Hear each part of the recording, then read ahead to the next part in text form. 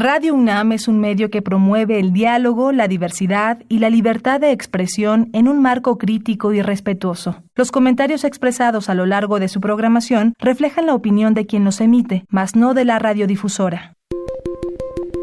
Hipócrates 2.0. Nutrición. Bioética. Estrés. Vacunación. Salud. El Programa Universitario de Investigación en Salud y Radio UNAM presentan Hipócrates 2.0. Investigación y vanguardia en salud.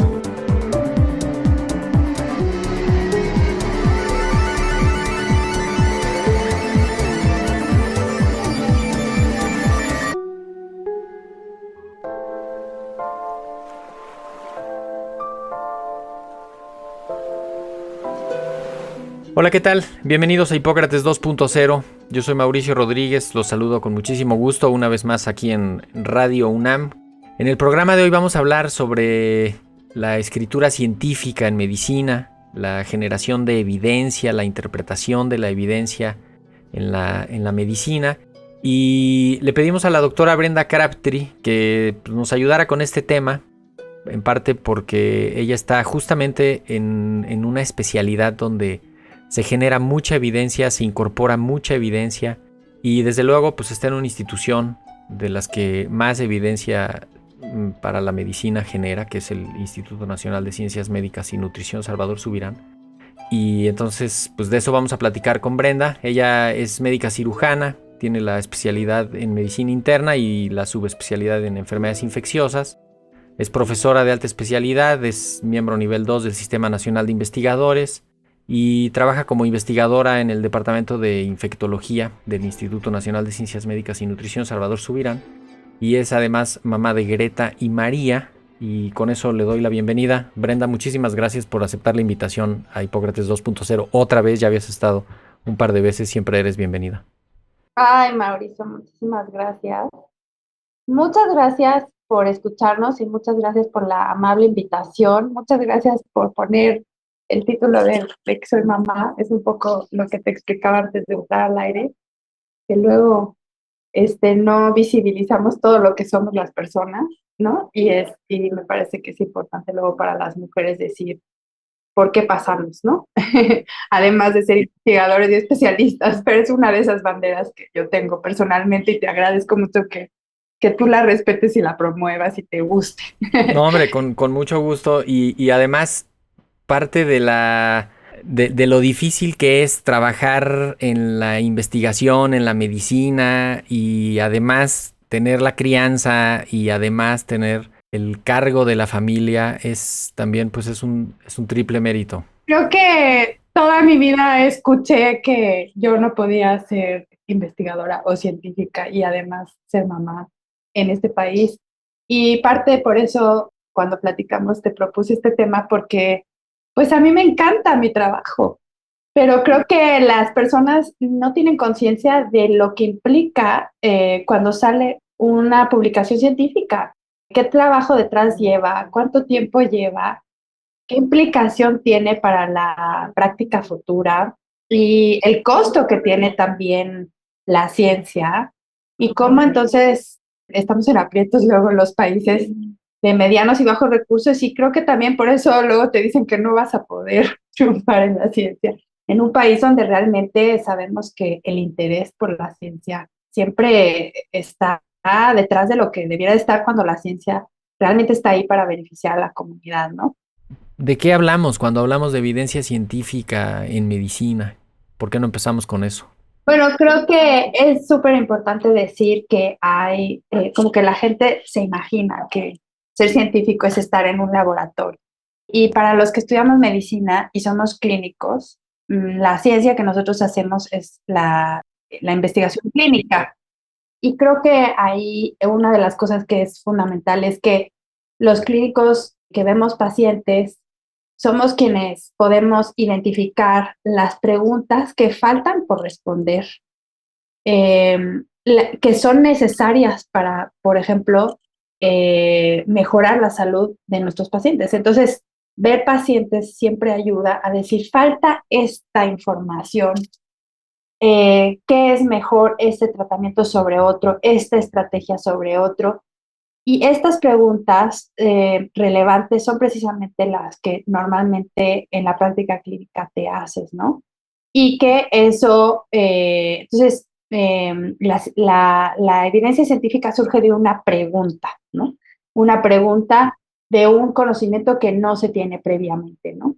Entonces, por ejemplo, puede haber una molécula nueva de tratamiento y entonces uno dice, esta molécula es igual de buena o más buena, por ejemplo, que el estándar de tratamiento. Y entonces así es como se crean los ensayos clínicos. Mucho de esto parte de los reportes de caso, de ir así generando como a cuentagotas alguna evidencia que busca conectar. Y entonces de pronto ves que alguien en otro país te había tenido una serie de casos parecido y entonces se va conectando y eso va abriéndole brecha a lo que ya después puede ser ya un estudio observacional, ya un estudio más grande y que eventualmente se diseñará un estudio controlado con alguna intervención. Y luego, cuando haya muchos de esos, pues alguien hará un metaanálisis con toda esa información y va generando el conocimiento. Así es, y los ensayos clínicos hay muchos tipos.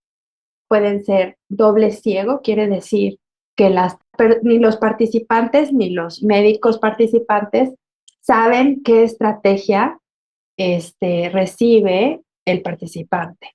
Y esto es para que no haya sesgo de que tú tienes muchas ganas de que X molécula funcione, entonces a lo mejor le echas más ganas a la atención. Entonces, el hecho de que esté ciego protege un poco este sesgo potencial que pudiéramos tener en la atención o el mismo participante sabiéndose que lo está tomando o que no le está tomando, ¿no? La molécula de intervención.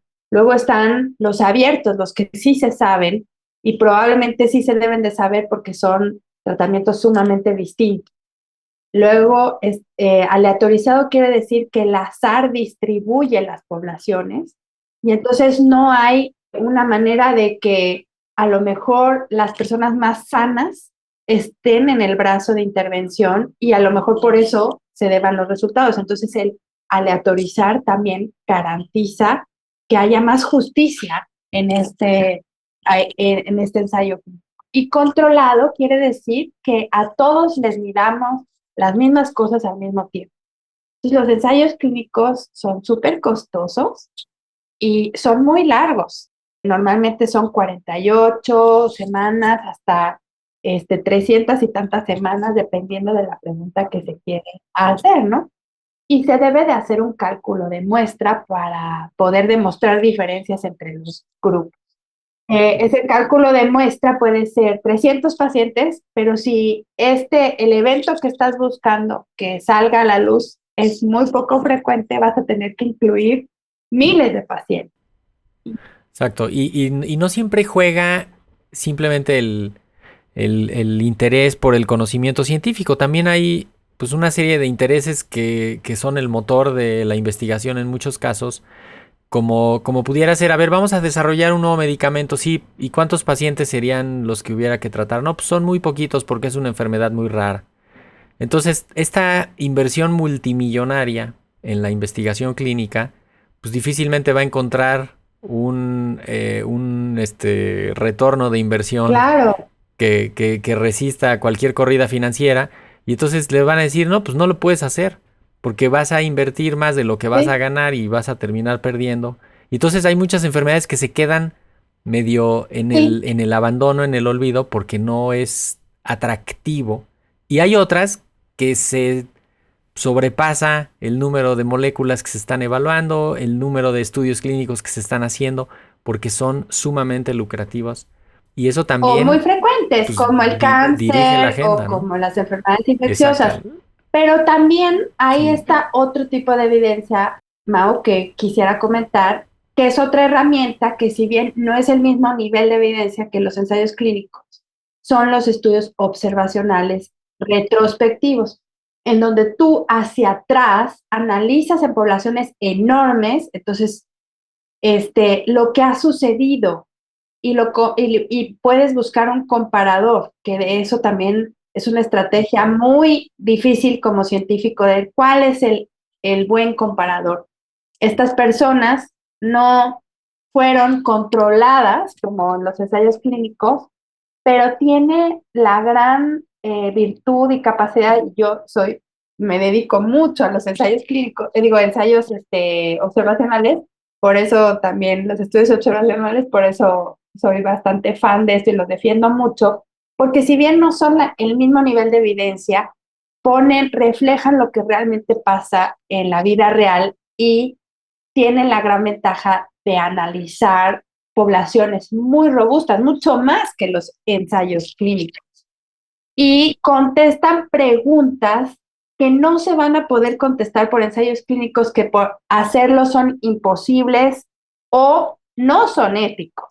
Entonces, todas esas circunstancias se tienen que considerar y por eso los estudios observacionales vienen a complementar y a contestar preguntas que de otra forma no se pueden saber. Y así es como se va construyendo la evidencia científica para tomar decisiones en nuestra práctica clínica. Y un poco el camino de una publicación, quizá nosotros estamos muy familiarizados con ese tema, pero a veces decimos como muy a la ligera, sí, este artículo publicado en una revista arbitrada y eso ya significa algo, pero me imagino que el resto de la audiencia no lo tiene tan familiar hasta que sale en una publicación. Yo creo que primero quisiera decir, antes de pasar a eso, que todos los estudios, para poder ser publicados en términos generales, tienen que tener ciertas regulaciones, ¿no? Y uno de ellos es que ese estudio haya sido aprobado por un comité de ética que tenga la autoridad nacional, local, internacional, lo que sea. Sobre todo en los ensayos clínicos, donde se van a hacer intervenciones que tú no sabes al comienzo si van a ser o no de beneficio al sujeto. Hay datos indirectos que nos hacen pensar que eso pudiera ser de utilidad para las personas que participan y por eso se hacen estos estudios.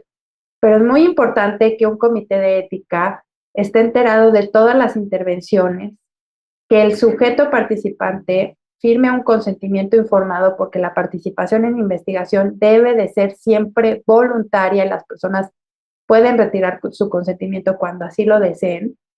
No debe de haber coacción ni dinero de por medio, nada.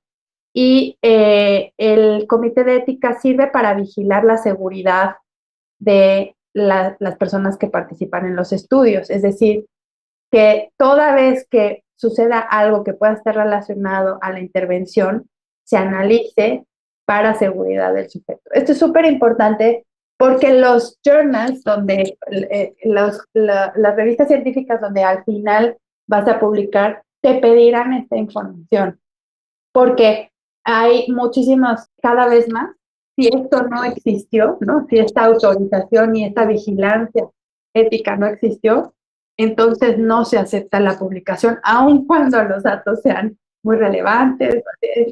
Entonces es súper importante decir que todos los que conducimos ensayos clínicos o hacemos estudios observacionales debemos de estar vigilados y eso es lo mejor para los participantes y los datos. Los datos tienen que ser transparentes. Si es una base de datos, tú tienes que poder mandar tu base de datos y si alguien más calcula lo que tú analizas, te deben de salir lo mismo.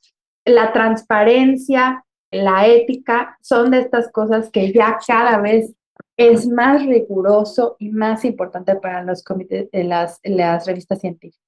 Perdón, esto ocurre no necesariamente hasta que termina el estudio, ¿no? Hay unos análisis preliminares, intermedios. Exacto, que justamente podría ser que con esa información decidas detener el estudio porque no estás encontrando lo que se buscaba o porque estás viendo algo que no es bueno.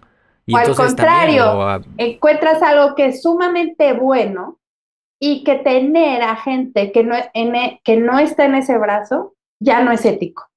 Entonces se debe de parar porque hay una evidencia de algo mejor para el sujeto. Entonces esas tres circunstancias pueden pasar y eso desde luego se tiene que publicar.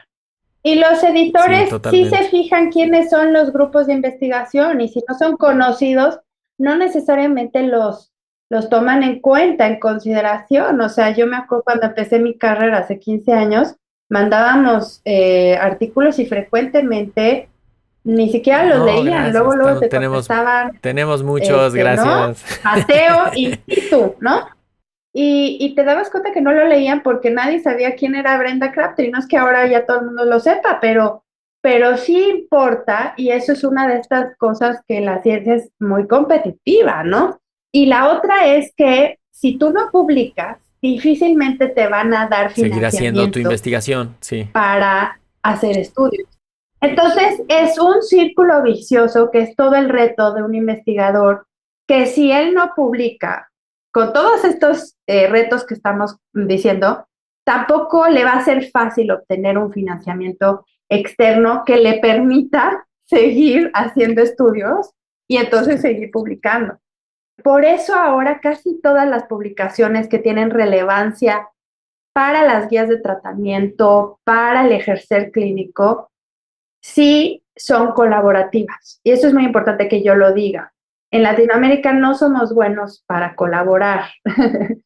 Y las grandes colaboraciones que tienen financiamientos buenos son las que realmente pueden decir cosas que van a llevar a los cambios. O sea, difícilmente un autor en una clínica va a poder publicar algo en una revista de gran impacto y que cambie las prácticas clínicas. Ahora, como todas las empresas, también en la investigación nos hemos tenido que hacer colaborativos. Y creo que el COVID y la generación de las vacunas fue una muestra de eso. O sea, compartir la información y sacar provecho de eso y trabajar en conjunto todos los países afectados por ejemplo, monkeypox, o todos los países afectados por, ¿no? Entonces, en ese sentido, sí es importante decir que esto es un trabajo de muchísimas personas.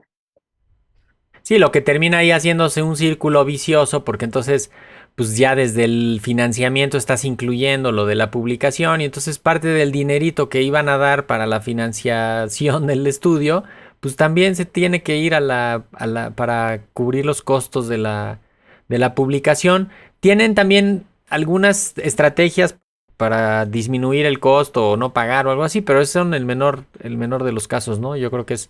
Sí, como no quieres dejar de publicar, acabas publicando en una revista que tiene un menor impacto y entonces eso demerita un poco. O sea, la gente ya no pone tanta atención porque no es una revista de tanto prestigio, ¿no?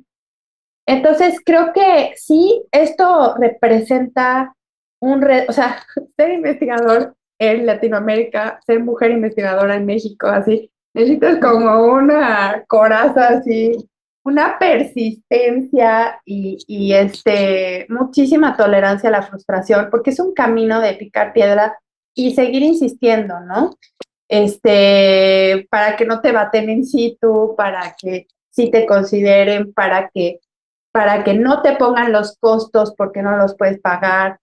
O sea, sí tiene uno que hacer muchísimo trabajo y creo que uno de los trabajos es no desistir, ¿no? Participar en esta revisión de pares, porque creo que eso también te da lugar como científico, ¿no? Y confiabilidad en que tú vas a poder ser objetivo con tus datos y con los del otro, ¿no? Eso creo que ayuda muchísimo, pero el camino es larguísimo, como vieron, para publicar. No, porque justamente, Entonces, de hecho, a veces hasta hacemos la broma de que el revisor número 2 siempre es como el más fuerte y el que hace las críticas más fuertes, y eso obliga a revisar lo que se hizo, ¿no?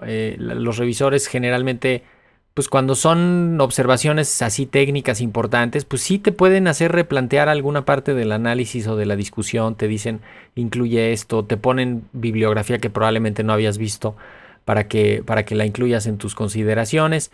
Y después viene ahí un ir y venir del material hasta que ya dicen sí, ya cumpliste, satisfaces a los revisores, dicen que sí, se va a publicar tu artículo.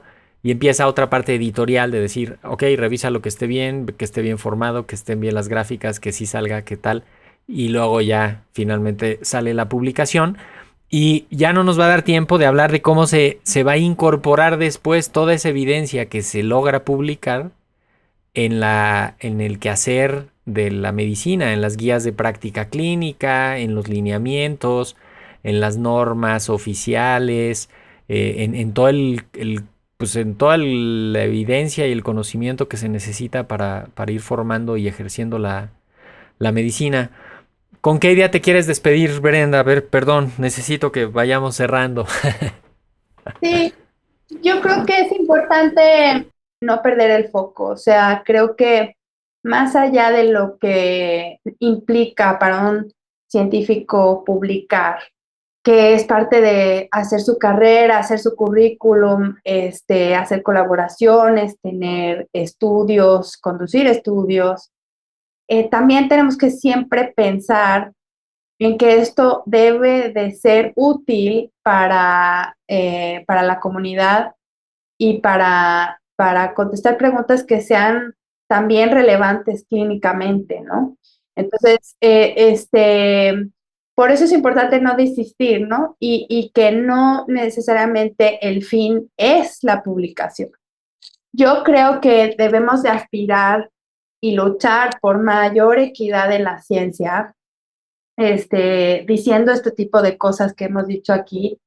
Pero ¿por qué? Porque lo que nosotros podemos hacer con la información científica sí puede tener relevancia en la salud de las personas. Es decir, si nosotros vemos un problema de salud que es importante para las mujeres, el hecho de publicarlo lo hace visible. Y entonces eso puede traer la alerta o el interés público de poner atención a cosas que tal vez no se habían contemplado. Y por eso sí creo que uno debiera de pensar más allá de lo que implica para Brenda Crabtree tener una publicación en la revista X o Y. Y que se tiene que hacer la investigación se tiene que hacer con perspectiva de género, porque ya hay mucha evidencia que ha demostrado grupos minoritarios subrepresentados para los que después no va a haber tratamientos, para que no vamos a saber si los tratamientos le sirvieron a esos grupos porque no los incluyeron en el estudio clínico o porque se centraron en ciertas poblaciones, no investigaron en otras, ¿no? Y eso también, si no se hace esa corrección en la manera en la que se hace la investigación. Sí, en infectología hay mucha evidencia de que las posiciones de autorías de primer autor o de autor correspondiente, que son las más relevantes en las revistas científicas médicas, son mayoritariamente pertenecientes a hombres que a sus pares mujeres. Y no solo eso, sino que eso da también, como ya dijimos, entre más publiques, más oportunidad tienes de recibir financiamientos. Entonces, también hay una desproporción de quienes reciben los financiamientos, son mucho menos las mujeres, o las revistas también piden mucho menos comentarios al editor o puntos de vista, que es otra forma de publicar. A un experto les piden más a expertos que a expertas. Entonces, creo que sí es muy importante tener esta equidad, porque no solamente estamos hablando de hombres y mujeres, también para ciertas poblaciones, como tú dijiste, minoritarias. Por ejemplo, vamos a hablar, por ejemplo, las poblaciones trans, las indigentes, etcétera. Entonces, visibilizar los problemas de salud de todos implica incluir en la ciencia una diversidad y una capacidad, o sea, una pluralidad, diversidad, equidad, que haga que todos esos problemas sean visibles de la misma manera, porque todo el mundo tiene el mismo derecho a la salud. Entonces yo creo que con eso me quedaría, siempre pensar más allá. O sea, no es una publicación que eso cuesta muchísimo trabajo y vale la pena que la gente lo valore, y en países como el nuestro es mucho más difícil. Pero yo siempre, cuando estoy así medio desesperada, queriendo tirar la toalla, pienso, esto al final pues, le puede ser de utilidad a alguien y mejorar su salud, ¿no? Y eso yo creo que es lo que a mí me sigue motivando. Pues con eso nos vamos, justamente esa mirada a la utilidad, al ir construyendo entre todos paso a paso, puede ser una pequeña pieza para el momento, pero seguramente va a ser parte de algo mucho más elaborado. Hay algunas investigaciones ahora con las vacunas de RNA mensajero, pues resulta que todo el mundo se fue a revisar aquello que hicieron hace 15, 20 años de las vacunas de RNA mensajero contra cáncer de páncreas y cáncer de pulmón, que nunca recibieron financiamiento y que se quedaron en los ratoncitos o en algún laboratorio o en alguna publicación ahí de media tabla. Y de pronto pues fue lo que dio chance de las vacunas de RNA mensajero o de las de vectores adenovirales en COVID. Es justamente uno no sabe para qué va a ser útil la información que se está poniendo, así que pues se debe de poner en los mejores términos. Así es. La ciencia también tiene un toquecito de serendipia, de suerte, ¿no? Yo creo que sí, nunca nada es desaprovechable, ¿no? Siempre todo cuenta. Y por eso hay que hacerlo pues siempre lo mejor posible, también midiendo pues las debidas proporciones. Doctora Brenda Crabtree, investigadora en el Departamento de Infectología del Instituto Nacional de Ciencias Médicas y Nutrición Salvador Subirán, y autora de capítulos y autora de artículos científicos, ponente de muchas presentaciones y formas parte de muchos grupos, sobre todo relacionados con VIH, y además mamá de Greta y María. Muchísimas gracias. Un abrazo. Gracias, Mauricio. Ha sido un gusto y gracias a todos por escucharnos hoy. Pues para variar se nos vino el tiempo encima. Muchísimas gracias por habernos escuchado. Yo soy Mauricio Rodríguez. Espero que pasen una feliz Navidad en estos días y que vayan pensando en los propósitos del año nuevo. Muchísimas gracias de nuevo por habernos escuchado. Quédense en sintonía de Radio UNAM. Hasta la próxima. Agradecemos al Dr. Samuel Ponce de León, coordinador del Programa Universitario de Investigación en Salud y coordinador académico de esta serie. El Programa Universitario de Investigación en Salud y Radio UNAM agradecen tu escucha. Te esperamos la siguiente semana para platicar sobre lo último en materia de salud e investigación En Hipócrates 2.0. Investigación y vanguardia en salud. Se despiden de ti en la producción Patti Gamboa, Héctor Castañeda y Alejandra Gómez. Hipócrates 2.0. Radio UNAM. Experiencia Sonora.